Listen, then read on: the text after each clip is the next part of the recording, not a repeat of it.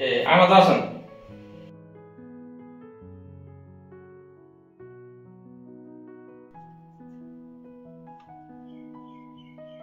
ए यी त यहाँ पो रहेछन्।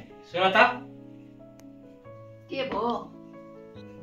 भोलि केही दिनका लागि बुवा आमा यहाँ आउँदै हुनुहुन्छ। भान्सामा के सामान आवश्यक छ मलाई लिस्ट बनाएर देऊ ल। बुवा आमा भोलि आउनुहुन्छ अरे? अनि मलाई त तपाईँले केही भन्नु भएन त नि।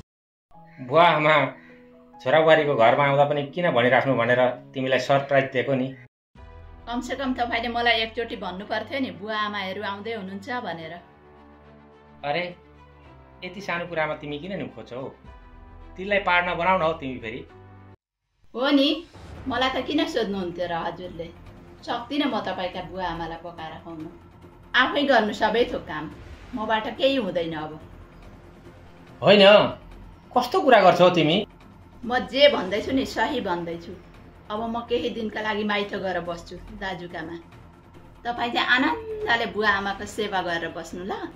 हेर, तिमीले गर्दा मैले आफ्ना बाआमा त्यागेँ, दाजुभाइ त्यागेँ, दिदीबहिनी त्यागेँ। यी सबैजनालाई त्यागेर आएर तिमीसँग बसेँ। अनि बल्ल बल्ल बुवा आमा छोराबुहारी भेट्न आउँदा तिमी चाहिँ यस्तो कुरा गर्छौ? गर्छु, यस्तै कुरा गर्छु म।